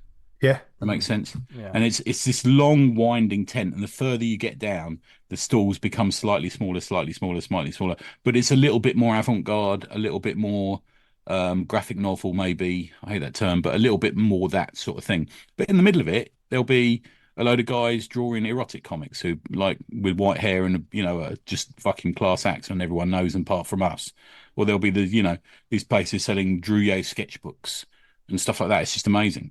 Big shout out to crowdfunding. Our buddies have been on, Xavier's been on the show before. They had a stall and they were doing signings. I know, I think Jordan and Falpy have done a signing today there. So a lot of our comics, they've got Atomic Hercules on the stall. There's a lot of comics we would know. So crowdfunding is a shop in Lille that just does small press. just specializes in small press. I mean, how lovely is that? You know, That's amazing. That's great. yeah. And Xavier always puts a Thursday night pizza on, which I've told you the stories off mic, but which is by far the funnest thing I go to. I said to him at the end of the night, like 1 a.m., we're standing outside this restaurant saying, it's been the best thing again. It's been just like literally the funniest thing. But it's funny, you know, because I had a badge on with a company on. People would like, they look at your badge before they look at your face sometimes when you're walking through the foreign rights tent, you know, and they're like, oh, have you seen this? Yeah, oh, thanks, yeah. And I sort of hid my badge and went in, believe it or not, a kebab shop, because it was the only place I could find somewhere to get a coffee. And I'm sat in this kebab shop and I'm like knackered. Because if you got your step meter on, you're doing like 25,000 steps a day. And I sat there and two Italian guys come in, great English, and they said, oh, you here to read comics? So they didn't know I was there with the publisher or anything. And I said, yeah, I'm a comic fan over from England. They said, oh, brilliant. Did you want to have a look at our comics? And I thought, yeah, I'll have a look at your comics. Yeah. And a little shout out to Luca Baracci and David Narducci. And they gave me their comics and they were brilliant, really good. And I just had a chat with them, gave them a couple of my comics and we chatted for a while. And they've since followed us on the Instagram. And brilliant. Nice, yeah, welcome. It's just, it's just like that. It's just like nice people. The thing that I really feel about with France, and every year, you know, I come away massively enthused by the scene over there, is that it's for everyone. There's no gatekeeping. Brilliant. Comics are literally for everyone. There's people of all ages, all sexes, just wandering around. The love of comics is just permeates everywhere. I mean, there was an opticians with an art section. There's like little avant-garde. You go down the back of a house and there's someone who's turned their front room into a little exhibition space, and it's just brilliant. The whole town loves it. The Airbnb I stayed in, people had left a load of Bond Dessiné albums in there. Nice. And people are always handing out free stuff and have you seen this? And it really is good. And the number of the questions I come away from, I know we're sort of limited for time today, but how I look at all these books, I look at them all, and I go, how are these not in English? Yeah, that frustrates me. How quickly can I learn French? Yeah. And how do I find out when next year is? It's just so good. I've been reading a load of Thorgal. We're going to talk about it in a minute, but I've been reading a load of French translations and just looking at some of the French books. And I picked up, I won't name the book, but it was a Marvel book, and I went, oh, okay. Yeah, back to this. Yeah. It's terrible, isn't it? It's bad. Yeah. Yeah. One of the things to be careful of is the French have different traditions in relation to queuing that may well have had me kicking some bloke's bag out the way and telling him to get to the back of the queue. I'm not saying I did that, but it might have happened. Well, it's very structured in the British English society, isn't it? We're kind of renowned queuers. Yeah. Artists will, if you're lining up to get a book signed, you're going to be a while because each of them draws in the book. Sometimes they paint in each book for free. Fuck. Yeah. If you go to get your book signed, some of the publishers run a system where you buy a book. I bought a book by Leo, and they said, are you going to get it signed? Here's a token. And they give you a plastic token in order to, you hand that over when you get it signed. So it's almost like you can't rock up with a shopping trolley full of old books to get signed. You almost has to be one that you bought there. Does that make sense? Yeah. They're rock stars, these guys. They're wandering around. They're so well known. And as you wander through the town, little announcements are made on speakers, on lampposts about the next signing and the next event. And I stood there waiting for Eamon on Thursday night before we went for a meal, and they were displaying, they were shining, I think it was Hugo Platt images onto the side of the massive town hall with music. It's just amazing. It really is great. Then I said earlier, this year is Canada. So every year they specialize in a country. This year was Canada. I think it was like Taiwan, I'm going to say, last year. They certainly had a big presence. You were saying that I know we don't have loads of time on it. Maybe you covered it on the NIA episode that's got coming up. Oh, it was in Mega City. Mega City. When's that one out? Sunday. Yeah. Sunday. Okay. So their attitude to manga's kind of softened, you said. Very much so, man. Last time you were like, it was hardcore. We're not going to let manga get a foothold here. Yeah, that was a few times ago. They I think even before I started going, they had a meeting to say, how can we stop manga coming into the country? But I shared on the Slack and with you guys the sales charts, and it goes like Asterix, another French book, One Piece, One Piece, One Piece, One Piece. Yeah. You know, it's like, yeah, they're mad for it. I didn't get to the manga tent because it was the other side of the train station, but it looks like they built a big Japanese fortress, and inside is all the manga stuff. Yeah, it was massively busy. Oh man, why can't we have this in this fucking country? I know, man. Yeah. And just the last thing to say is finally, a British person has won the Grand Prix, which is the massive prize. So there was three people up for who won it: Dan Klaus and Elizabeth Maurice, who's a sort of bit younger graphic novelist over there, and finally Posey Simmons won it. She wasn't there. I don't think she was very well, not seriously unwell, but I don't think she was there.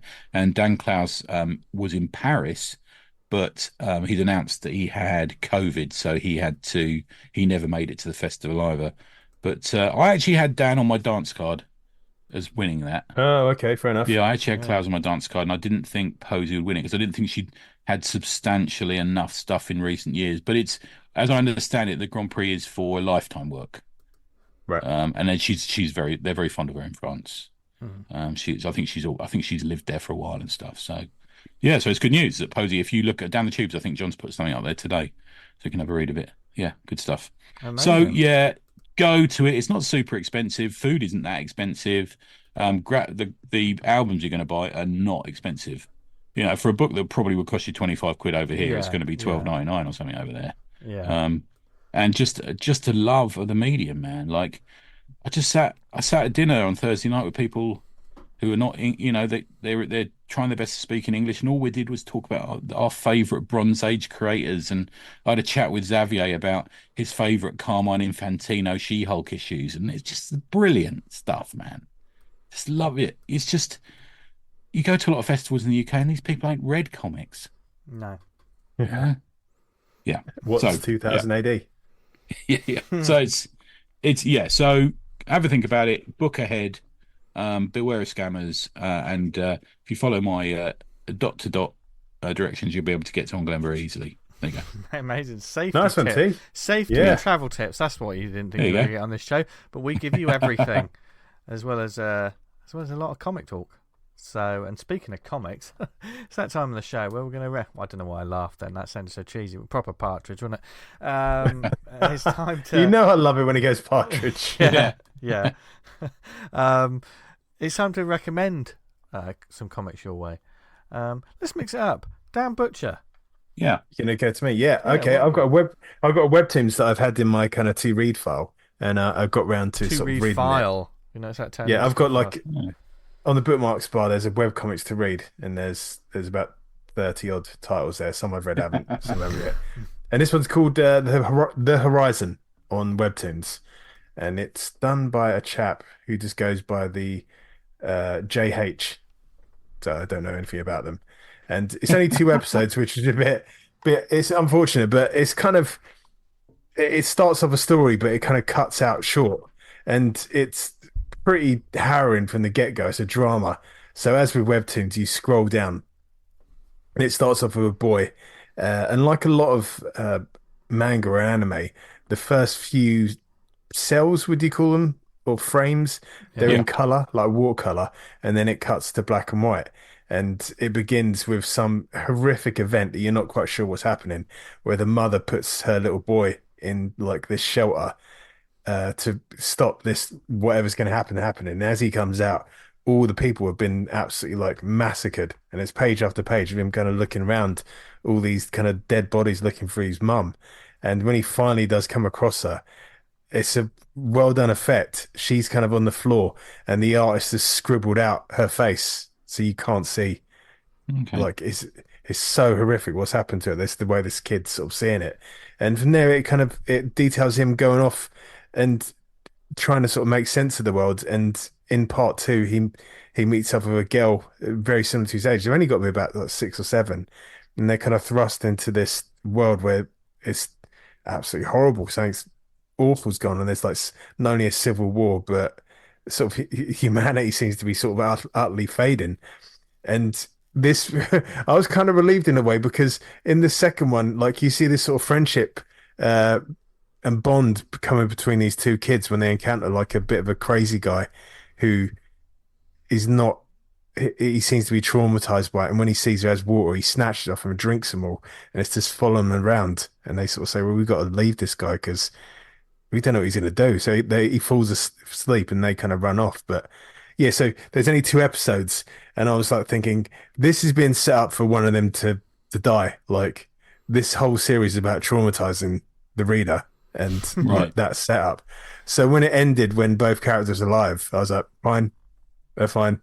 They live happily ever after. And in my head, I don't have to see that build up of these 2 characters and one of them losing the other. Do you know what I mean? Were you genuinely concerned about that then? Well, yeah, because like I don't know, it's kind of you see like 2 kids like fending to themselves and out in this horrible environment, and you just think this is going to go really wrong. It's just going to go wrong, and then because they stopped telling the story, I get a bit of a sort of a Barefoot Jen feel about the thing. Do you know what I mean? And just having the ending, the story finish, I was like, I've stopped myself from that potential trauma. So go check that out. It's not a long read, as with all with webtoons. It's called The Horizon. Look at it, mate. It looks great. Yeah. Nice. It's a comic that can. It feels like a lot of webtoon comics. It can only be told on webtoons. Yeah. I'm not sure if this would work in a book, but because there's like long panels, but they've done them vertically, which doesn't really kind of work for me. But that's what you got. Yeah. So interesting. Check that that's one me. out. I'm going to jump on quickly with recommendation for people to see. I want to know what people think about this, or if they've heard more about it.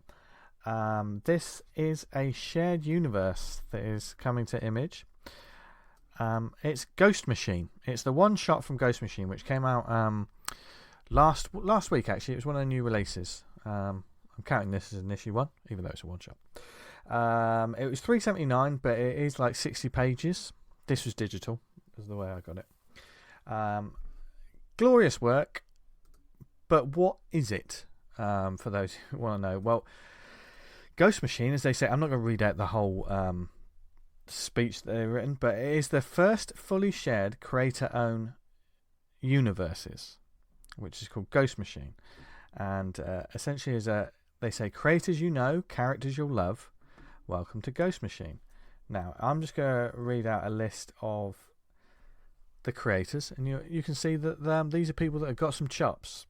Jason Fabok, Gary Frank, Brian Hitch, Jeff Johns, Lamont McGee, Francis Manapul, Brad Meltzer, Ivan Rice, Peter Schneisberg. Have I got that right? I probably murdered that. Sounds about right, man. Peter J. Tomasi, Matel Schutt, Brad Anderson, colorist, Rob Layers, the letterer. GhostMachinePro.com. That's a hell of a lineup. That is a hell of a lineup, and it's a group of different characters, individual characters or teams and stuff. They're creating a new shared universe. These are characters from all genres. Of they say there's a universe called The Unnamed featuring Geiger, which I know is a book you've read, Tony. Yeah, it was on my pull list, Geiger. Yeah. Junkyard Joe and Redcoat. And that was one of my favourites from last year, Junkyard Joe. Yeah. Brilliant. Nice. Yeah, really good. And Redcoat. There is the sprawling sci-fi saga of Rook, the Family Odysseys, and the Rocket Fellas and their friends. And there's also a horror universe with Hyde Street. Now, there's within this book, and this reminds me, reading this, it reminds me of those heady days of Image in the 90s, or those sort of like when new publishers are bringing out stuff. And this is almost a taster of what's to come.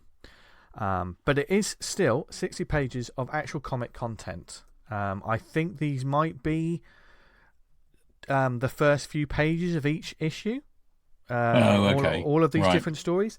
They've got character profile pages for Geiger, Junkyard Joe, the Northerner, Redcoat, and there's pages explaining series. I mean, the one that's a Rook Exodus is one of the ones that's captured my imagination. That's like a sci-fi set on a planet, and people that wear these helmets that means they control animals. It looks crazy, but at the same time they're running around with like double guns and shooting everything. And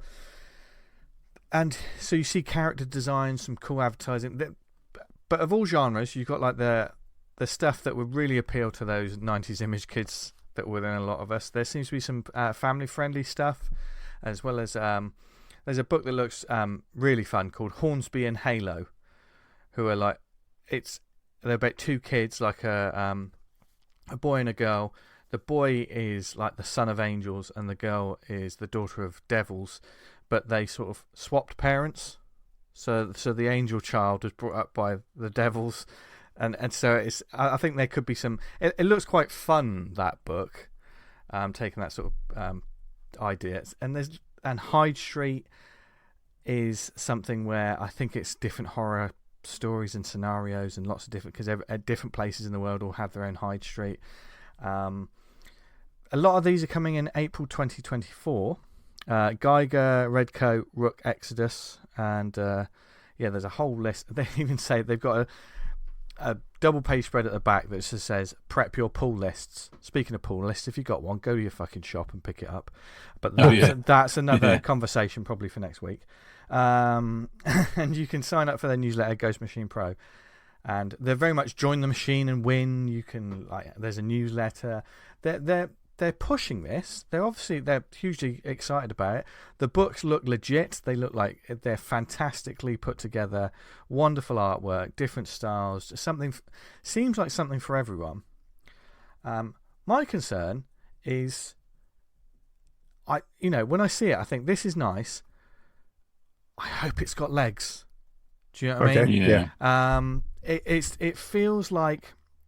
Maybe it's because the Ghost Machine logo on the cover is yellow and black, that I got real vibes of Valiant back in the day when they had the reboot, the one that we all loved. Okay. It was almost like, here's a new universe for everyone, and Valiant had that kind of vibe, didn't it? With all the stuff that we back in the day at London Super Comic Con, I was picking up all these Valiant books, etc. I hope these have got legs. I hope there's a market for these. I wonder. I was talking to the chaps off air.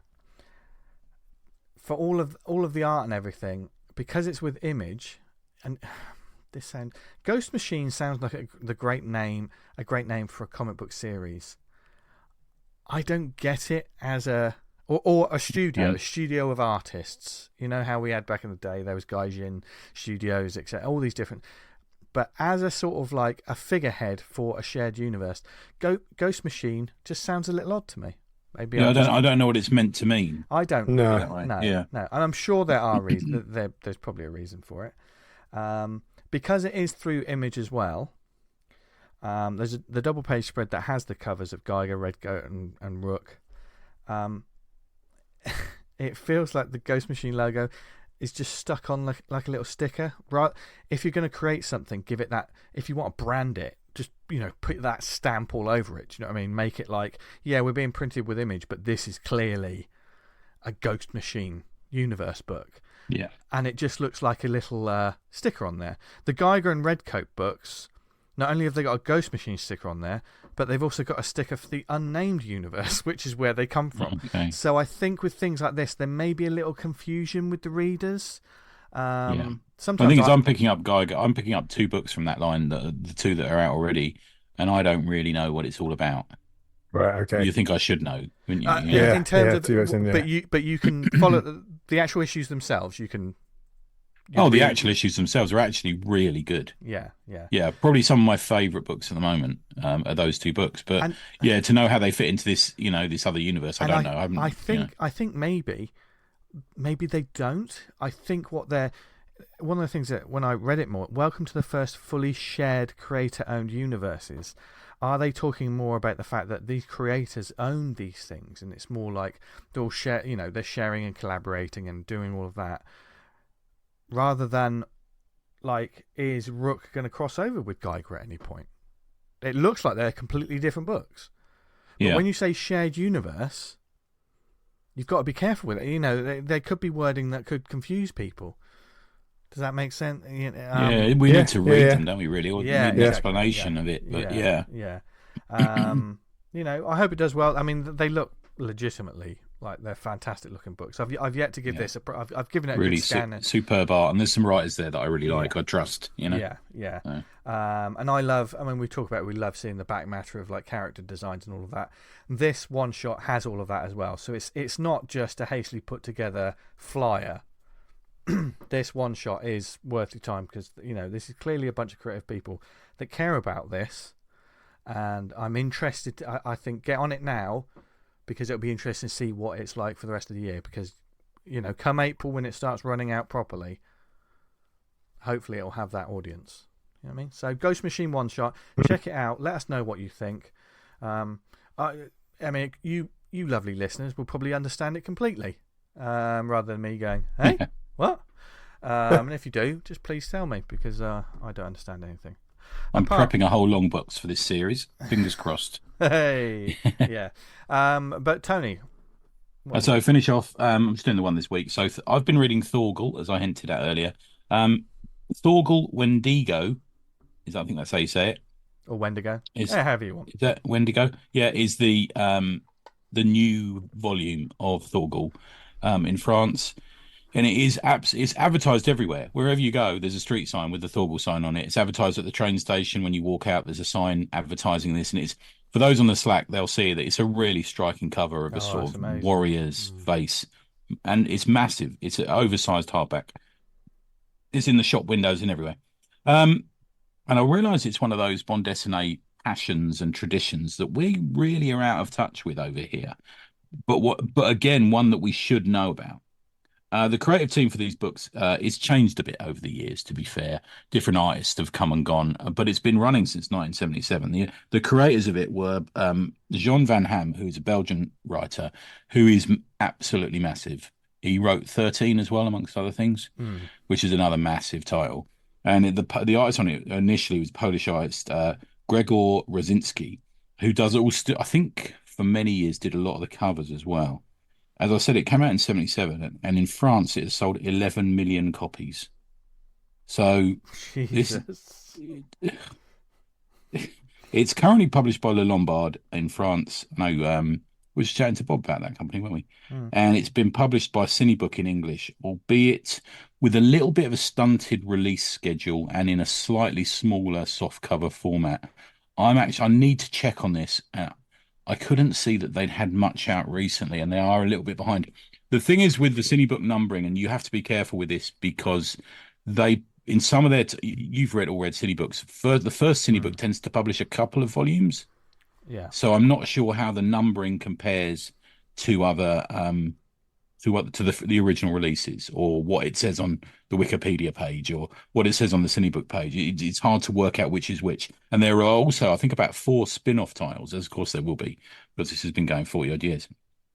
It first appeared in Tintin magazine, for which people don't realize this. Tintin magazine was an anthology title for many years, so it didn't just have Tintin in it. So that's not unusual.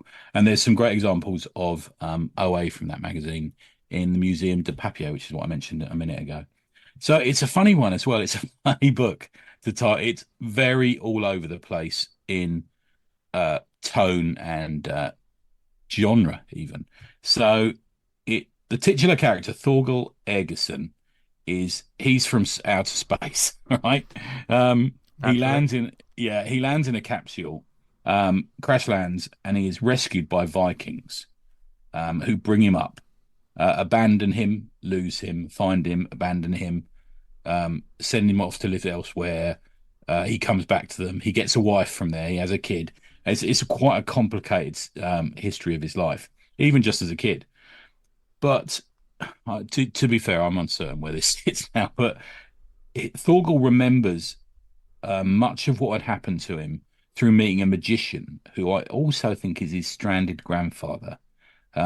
And he explains to him, there's this sort of sci-fi bit in the first couple of volumes, about space knights jousting in space and this space station. Some of them crash land on Earth because they're sent off from the spaceship. And we have this massive sequence where it's all explained to Thorgal as a kid. And then the magician says, but I'm wiping your memory so you won't remember that. It's just wacky. It just really is wacky. But I mean, that may be enough for a storyteller from the 1970s, but not for these guys. You also get fantasy elements. There's elves. There's these sort of flying elves, sleeping giants, that gnomes who have to wander past them with Thorgal when he goes off an adventure with them. You get creatures from folklore, so the Windingo, and you also get sort of Viking native religious figures. So there's a sort of Thor element to it as well. And Van Ham also has his own elements that he links into this. So there's this sort of special metal that's from space. I mean, it's pretty fucking mental. You do think this makes Barbarella look like, Crime and Punishment. It's just so out there. It's just weird. But you kind of enjoy it for that. I really did enjoy that sort of totally mad storytelling, because I think the thing that you do notice with it is the eyes. By every eyes they get on this book is fucking flabbergastingly amazing. It's just so well drawn. I mean, I was chatting to Simon about this as we were wandering around. There's a different sequential story telling in some, not in all, but in some Bond S&A books, where the moment to moment, panel to panel is different. There's a different aesthetic to it than there is in American comics, and there is in British comics in a way. And it's a hard one sometimes to figure out what's going on, because everything is these inflamed emotional moments. But God, I'm on a couple of slacks. So on R1, I put some images up of it, and everyone went, bloody hell. And then on the 11 o'clock one, I put up and said, this is one of my favourite books that I thought you might want to see from Angoulême. Here's some images. And about 10 people said, I have never heard of this. And these guys just talk comics all day. And I've never heard of this. Where can I get it? So there is a love of this stuff. There is a want for it. In the recent volumes, Thorgal and his wife find themselves between two warring tribes, and in the new volume there's a sea serpent, and it's just fucking amazing. The visuals are occasionally very Hellboy-esque, but with this sort of medieval Viking vibe to it, with the monsters and stuff, and it's just so rich that it's a shame that Cinebuck have kind of, I can imagine Cinebuck, I mean, God bless them, they push it, don't they? They try their best with it, but sometimes the British public are a bit reticent in buying new stuff, and maybe stuff that is so densely story told. There's a lot of panels on each of these pages. We've all seen it on a lot of BD work, haven't we?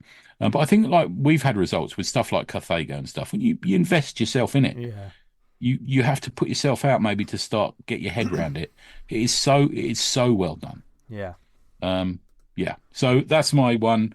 Go and find Thorgal, learn French. There's a lot. Travel to Angoulême. There's quite a lot. There's quite a lot of reading to do there, listeners. I read 5 volumes yesterday.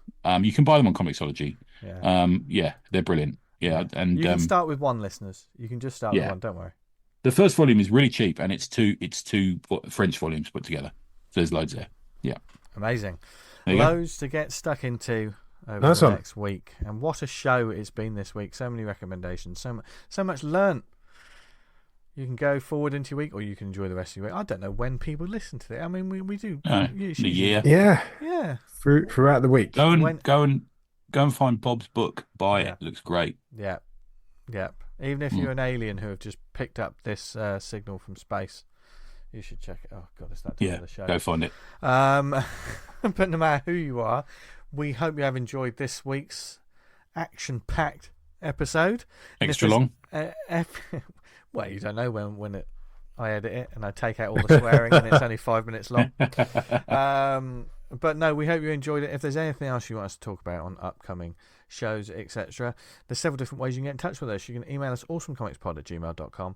Follow us on social media. On Instagram, we're at awesomecomicspod, and on X, Twitter, whatever it's called, at the Awesome Pod, where we'll be shouting out about what we've talked about that week and the show in general, and just retweeting and just generally sharing great comics, because that's what this show's all about. And thank you for listening, no matter where you heard us, like the website awesomecomics.podbean.com, on the Podbean app, or if you're listening on Apple Podcasts, then thank you very much. Subscribe, leave a review, helps get the word out about the show and everything we talk about on a weekly basis.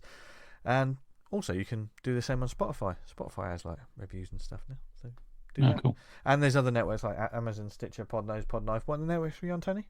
We're on the Pod Network. Always go bum to bum. B2B. B2B. That's what they mean by B2B marketing. Yes. Yeah. Bum to bum. Bum to bum market. Bum to bum market. Bum to bum coming to the t-shirt shop soon. Yep. It's too many jokes. Too many jokes. So instead, where can people find us online, etc.? Tony? Neveronanything.com. That's all you need to know. There's some loads of pictures from Onglem and stuff like that. Go and have a look. Nice. Dan? You can find me on Twitter at Vanguard Comic, and you can read Vanguard at vanguardcomic.com. You've got a slight gravelly nature to your voice. Yeah, no, man. I've been fading as the fucking show's been going on. I'm aroused by it. But yeah, just such a sexual energy. You can find me on social media at Jester Diablo. Thank you very much for listening, everyone. Stay tuned next week. We'll be putting the world to rights, enjoying some comics, and basically just trying to get you as jazzed about comics and entertained as we can every week. Yeah. But until that time, until that bat time and bat channel or whatever they fucking call it, from Dan, Tony, and myself, have a brilliant week. Read loads of comics. Make loads of comics. Keep making those comics that we'll be reading later in the year, and then we'll be putting them in our end of year show. And we're all going to go and have a little bit of a cuddle now and a bit of a nap. Yeah. Go B2B. B2B. B2B. Triangle of bees. Triangle of bees. Oh, God. Once again, too many jokes. So while we do that, have a brilliant week. Read loads of comics. Make loads of comics. And as always, what should they do, guys? Stay awesome. Stay awesome. Bye, everyone. Bye. Bye.